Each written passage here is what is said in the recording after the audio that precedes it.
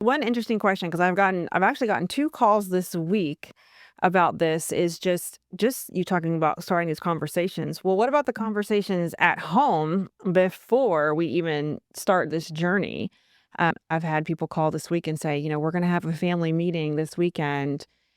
How do we even bring this up to dad or grandma, grandpa, or whoever it is?" Yeah, that's a difficult question to answer. Every family is different. So we have, I've worked with some families who are very, maybe a little abrasive or, very to the point. And those types of families are coming in saying, Dad, look, you can't stay here anymore. And then we have others who are like, oh, I don't want mom to find out because mom's going to be very upset. And it's really when you start seeing those needs happening more and more, like, hey, we're taking over the financials, we're coming in, doing the med planners weekly. Mom or dad's not wanting to get in the shower anymore or bathe.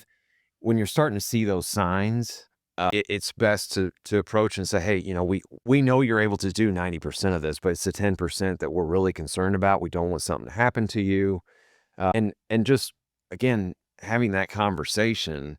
To your point, starting earlier, start when the 10% Exactly. is happening, not when the 50% is Mhm. happening. And because then I think it's less shocking because you've talked about it. Mhm. We've realized that there are some concerns and things that we're noticing. It doesn't mean it's urgent or we're in crisis mode yet, but I think starting those conversations early and then just kind of building that, we're going to do this together. You're going to be a part of the decision, and then when it does happen, when it needs to happen, it's not such a shock, I That's think, for the family and their loved one.